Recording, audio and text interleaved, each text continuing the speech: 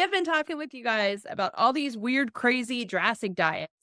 So, what we're Yeah. going to talk about today is what happens if you've already gone into that doom and gloom cycle and Yeah. now you're in a detox, but you're not in a healthy detox. You're in this cycle of like, I don't know what's next. I don't know which end it's coming out. I don't know what I smell like, but I need help. That's why you're Yeah. here. That's why we're talking. Um, Yeah. as usual, I'm gonna let Carrie speak for a little bit while I hook up the Well, links. thank you, my tech goddess. Thank you, Bonnie. But as we talked about last week, we were talking about the intense detox system of detox symptoms when you're on a diet that is just no good for you versus what normal detox symptoms are. And so quite a few of you reached out towards and asked, what are normal detox symptoms? So let's start with that. Slight headache. You can have rashes, you can have leg cramps, you can be a little bit tired, right? Your body is releasing toxins, especially if it's way different than the way you eat, and toxins get stored in fat. So when you're releasing fat, sometimes that can happen as well. So those are all normal. But if you are having eliminating like crazy, weird smells coming out of you, massive headaches that last for days, flu symptoms. I mean, I had a friend who detoxed years ago and had flu symptoms for 5 days because she completely shifted her entire diet. And she was very, very ill. But I was like, this is crazy. And she needed like teas and whatever to like deal with it. But that's not what we're talking about. So if you are having the normal detox symptoms, like what can you do about it? Think about, we're talking about detox, like how can toxins get out? We're talking about eliminating, talking about going to the bathroom. We're also talking about sweating. So for any of our folks that are in like the normal detox symptoms, I always talk to them about dry brushing, right? Get it out through the skin, go for a walk, sweat it out, drink a lot of water. And then especially for leg cramps, a bath with Epsom salts, which I would say take anyway. So you might be like, okay, here, Bonnie, these are super simple. Yeah, they are. If you Like, can't just drink more water, sweat a little bit, do some dry brushing, and that doesn't really alleviate your detox symptoms, you're on the wrong diet. You're just on the wrong diet. You're doing something that is not right for you, which we keep yeah, going back to, but we are all amazing individual humans and it might not be right for you. We don't care if it works for your, I don't know, neighbor. It's yeah, not for yeah. Detox isn't there's this thing that some of you have heard me talk about called a healing crisis. And what happens is as your body becomes ill in health, you go through these steps, right? One step to the other leads to where you're at, right? Chronic illnesses, autoimmune dysfunction, autoimmune illnesses. That's how it comes through. Well, in order to reverse that, you have to go backwards. And if yeah. you go too fast, or if you don't go at a pace that your body is comfortable with, you go into a healing crisis, which can feel like you just got the flu. Yeah. And what's happening is the philosophy in holistic health, it's actually homeopathy, is the law of similars. Okay. If you have symptoms, you need something that would trigger those symptoms to alleviate them, right? Well, there's also the philosophy that to go to ill health and reverse it, you have to reverse each and every step and phase that you Mhm. want. And there's a way to do it so that you aren't dealing with the drastics. You don't, there's no need for all of that. Like Carrie Yeah. said, the drinking of the water. I always recommend lemon ginger water in the morning. And Yeah. I harp on that. But in reality, if you are dealing with something that feels like it's too much, this doesn't feel right, your gut is screaming at you Mhm. that something's wrong, that this is not how it's supposed to be. Well, A, your gut is right. It's right. Oh, And B, using the things that Carrie just mentioned, the Epsom salt, the water, add a little lemon ginger water first thing in the morning and at night. If you're feeling that drastic, add something in the afternoon. yeah. Mint water, peppermint water with like that's over ice will That sounds pick good. you up. Something awful, y'all. Seriously, you want to wake up, you want to clear out your sinuses, peppermint water. No joke. 3 p.m. pickup. Wish I knew that years ago. It Yeah. is like the first time I had it, I used to get it from Starbucks all the time. Especially when I was in San Diego and I couldn't afford to get peppermint or, like extra Yeah. Yeah. or something like that. And at the time, Starbucks would give it to me for free. That is not the case anymore. Just a heads up. Plus the syrups are a lot different today than they were then. Oh, yeah, lady. Oh, I would yeah. put like 1 or 2 pumps of peppermint into a venti ice water, lots of Um, ice because San Diego summer, yeah. some of it's very hot, y'all. Um, and it was like the best wake up. But here's the Yeah. thing, why I'm mentioning it, it's not just a wake up.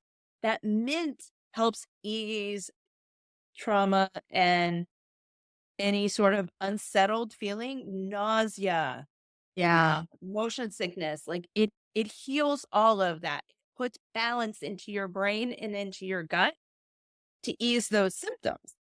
So if you're in a state where your diet, this detox thingy, or this Yeah. crazy savage diet, a Oh million my different gosh. like apple and beer diet. Someone brought up an apple and beer diet. I don't I even know, love that. but Oh, Baltimore meat would have been in heaven. You know, oh, you just drink beer and eat apples. yeah. Duh. So I would have been funny. all over it.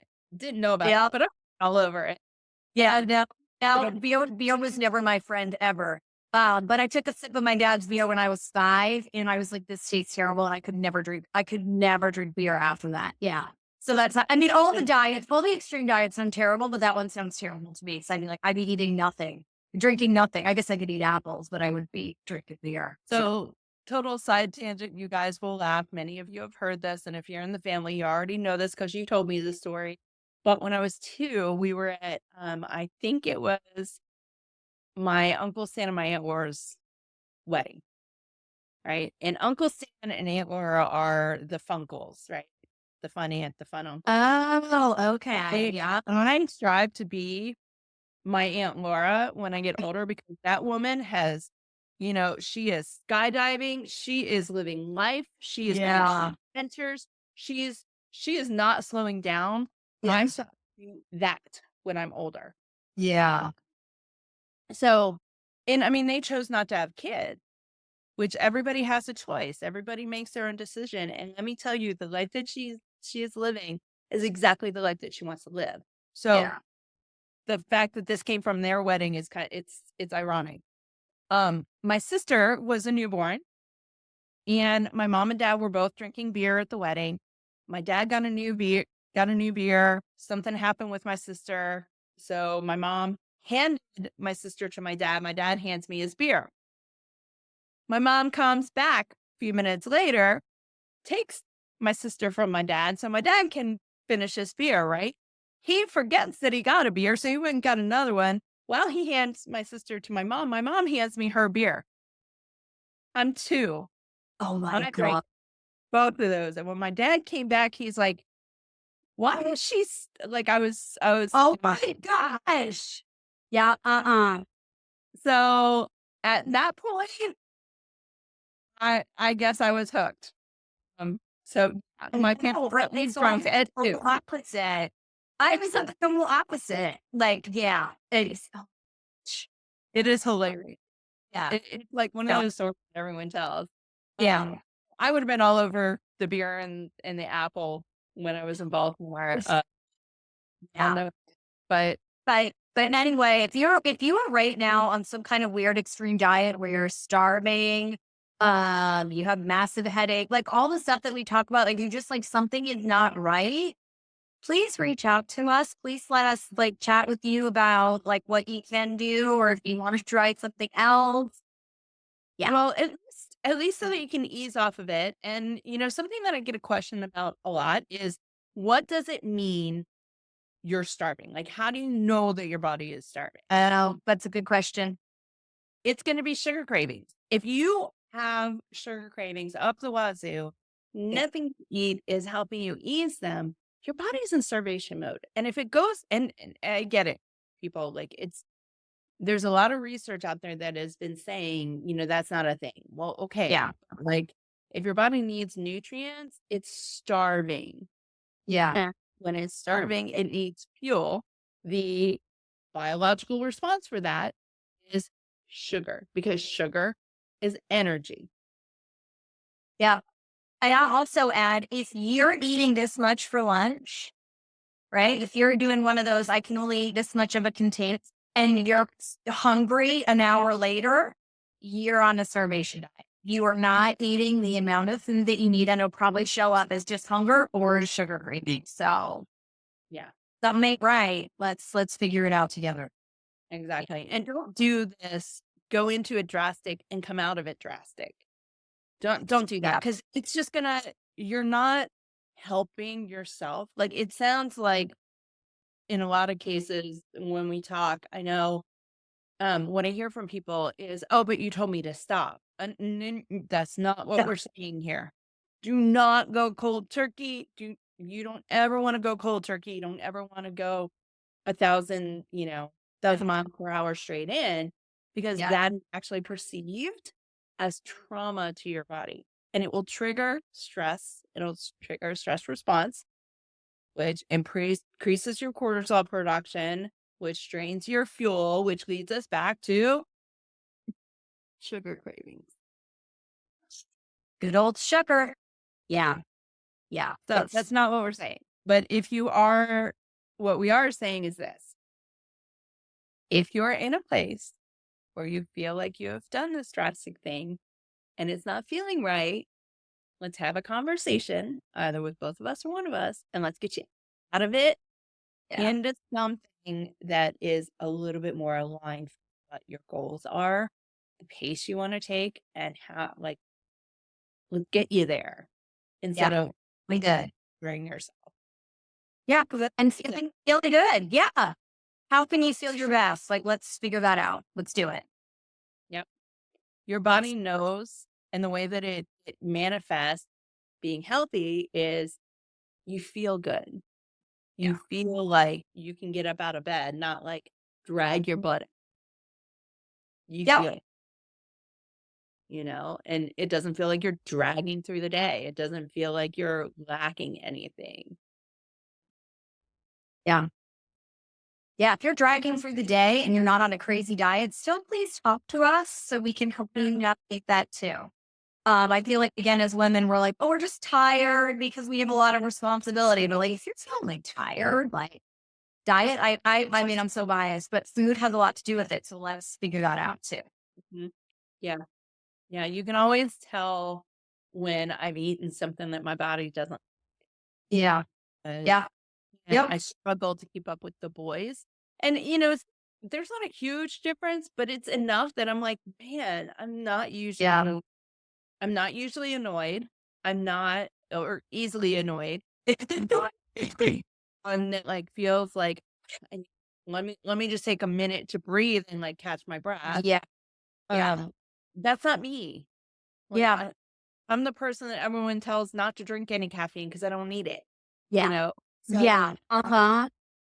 when I do feel like there's any little tiny movement that is sluggish or slowing me down or triggering those feelings of, I just don't feel right. I know I didn't eat well. I know Yeah. that's what it is.